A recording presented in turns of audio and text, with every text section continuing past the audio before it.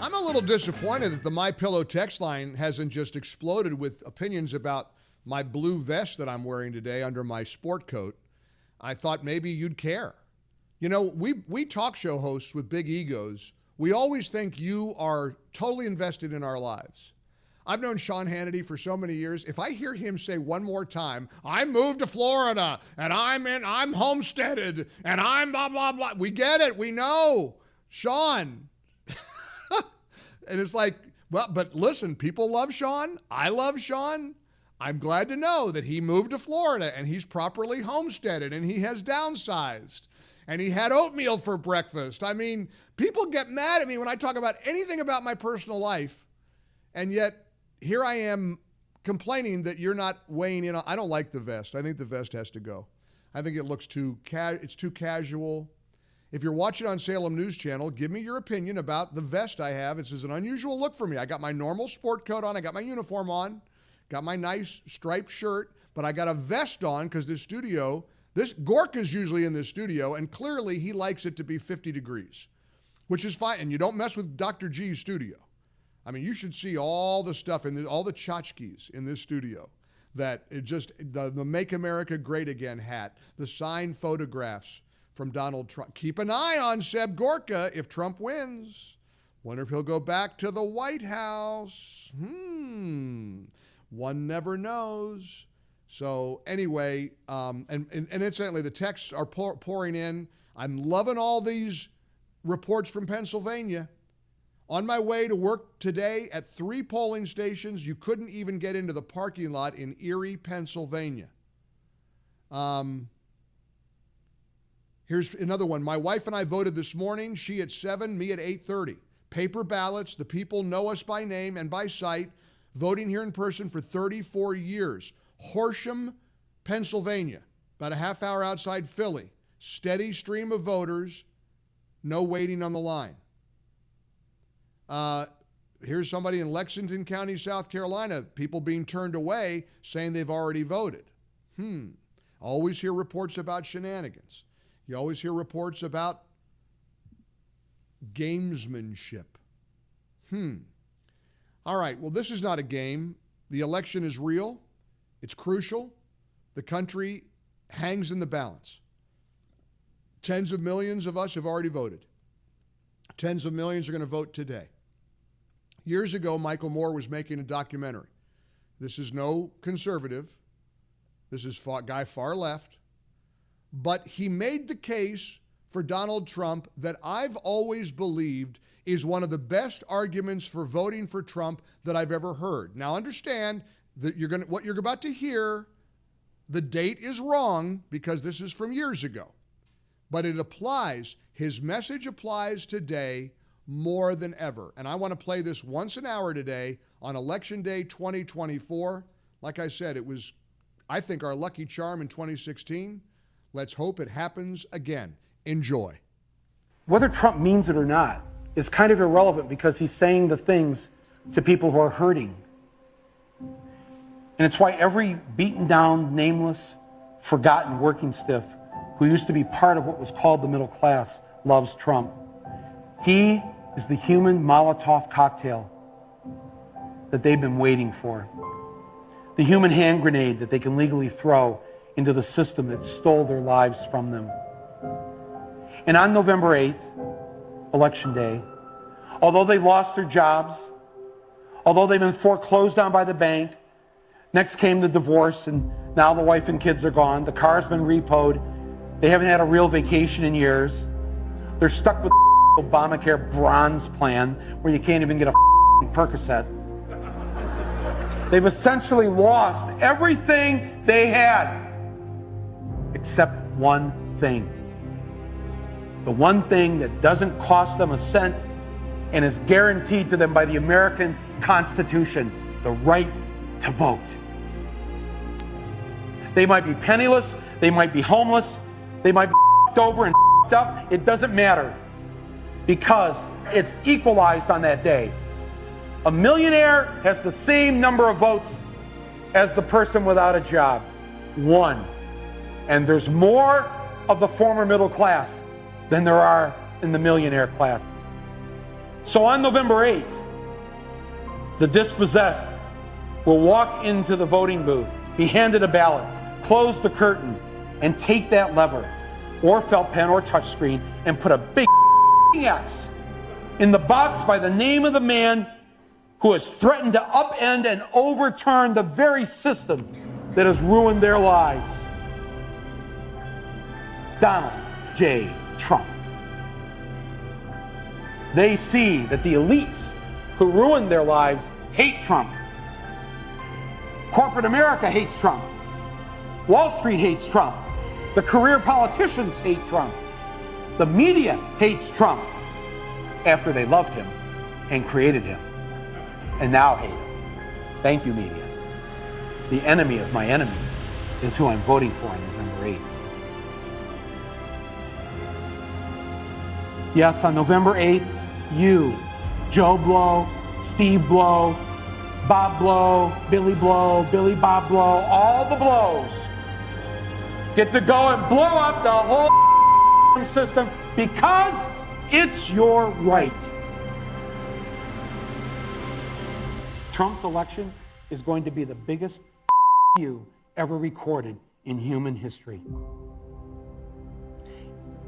And it will feel good. It will feel good. If we get this right, it's going to feel so good. We have worked so hard.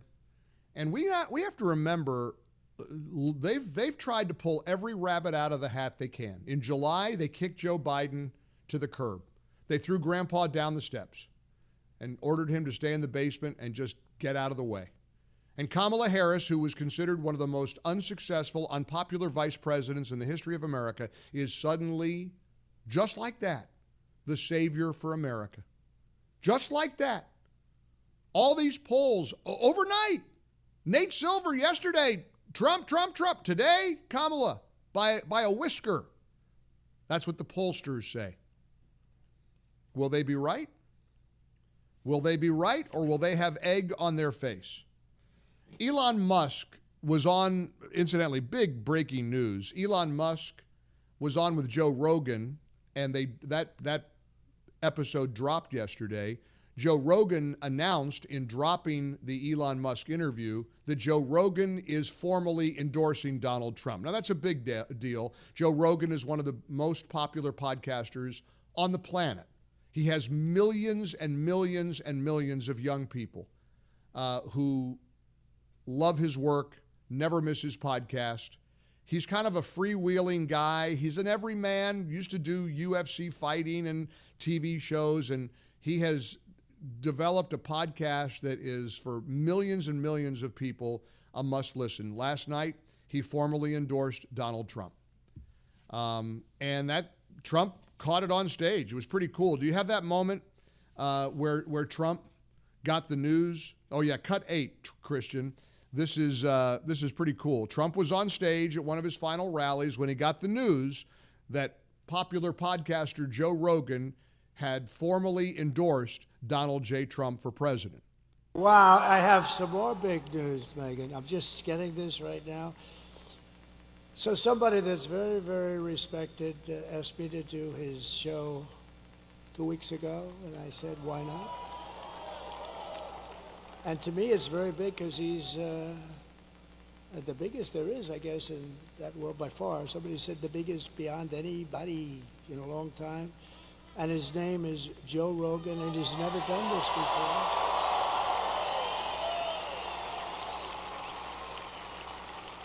And it just came over the wires that Joe Rogan just endorsed me. Is that right? Thank you, Joe.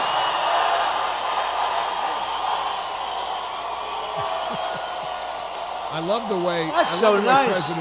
I love the way President Trump characterized it. It just came over the wires. It's like, come in, telegram. There's a telegram. I just got a telegram. Joe Rogan is in for me. Came over the wires. It's on the teletype machine. Myrtle, send down some eggs from the country store. Oh gosh, I love it. And the crowd went nuts. Megyn Kelly gave a speech that was unbelievable. And I want to share her speech. In fact, I think we can get it all in.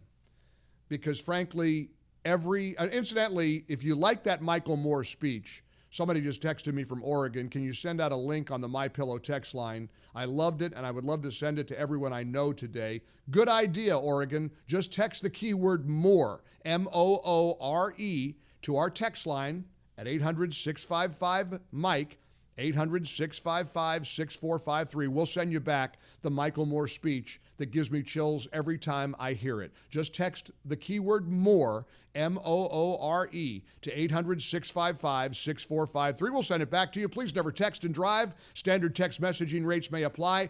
Megyn Kelly was invited to speak at last night's Trump rally, and she knocked it out of the park. It was only a few minutes. I want to play the whole thing for you. Coming up. Mike Gallagher. I want to play as much of this as we can. Here's Megyn Kelly on stage last night with President Trump at his final rally. Can you believe the energy and the stamina on this guy at his age? I'm ready to go to sleep over there. He's got another rally to go to till tonight. Let me tell you, first of all, one of the reasons why I wanted to come here, one of the many reasons I wanted to come here. When I launched my show 4 years ago, we had Mark Cuban on the program. You know, yeah. You may have seen he was in the news this week. And he started going on about how bad America's race history was and how ashamed he was of America, and that's why he was at all these protests, and he felt it was really important to stand up and speak out about human rights violations. And then it got awkward when I asked him about all the money he was taking from China. But then he dropped a bunch of F-bombs, and I thought, I really enjoy this feeling of proving Mark Cuban wrong. And so here I am at a Trump rally, a strong, intelligent woman to prove Mark Cuban wrong again.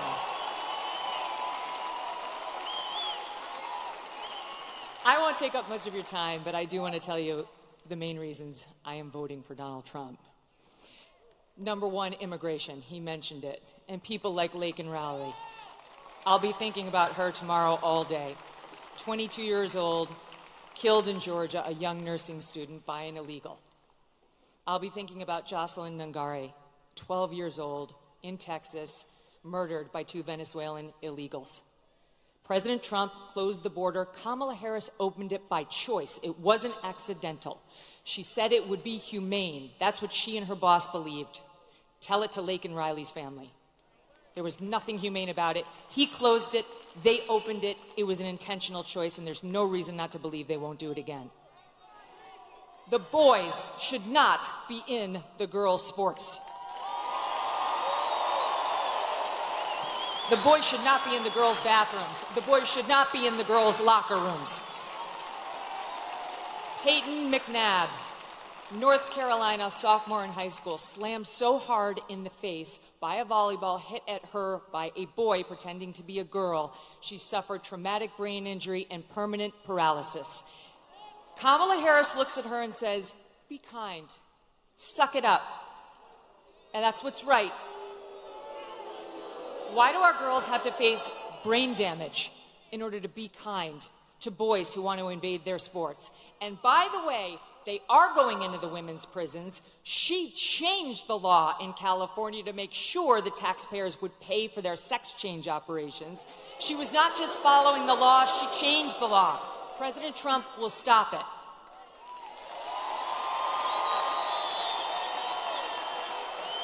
He got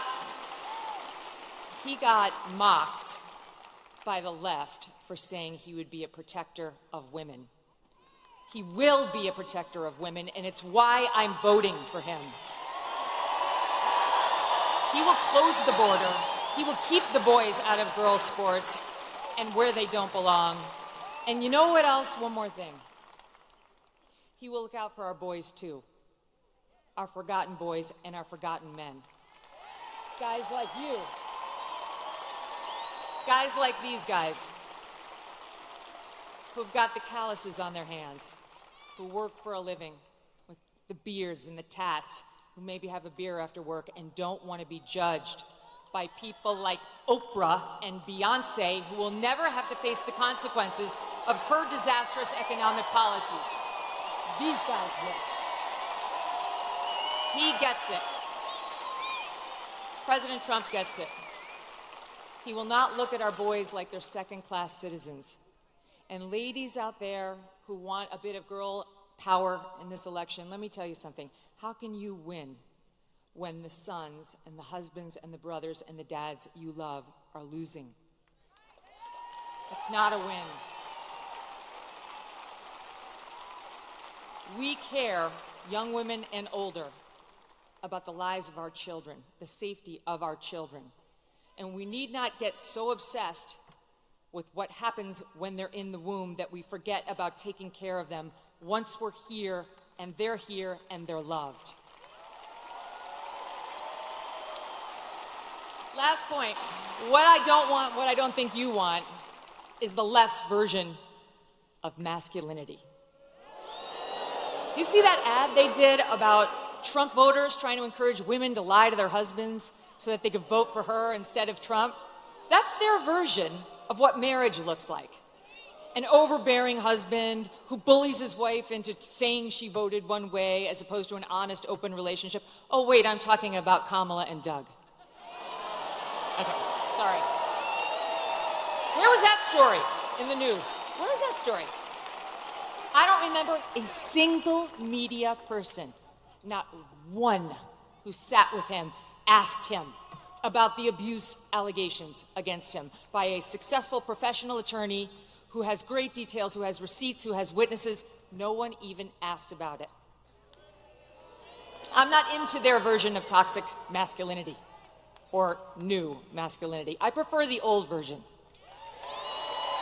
A little bit of Megyn Kelly last night, the final speech, the final rally where Trump was a little melancholy. Let's get her done today. Coming up, as concerns mount over election unrest, authorities begin preparations here in D.C. We drove by shops and stores that were boarding up the windows. Why would they do that? Get ready for the next hour of the Mike Gallagher Show. Election Day 2024 from our nation's capital, coming up.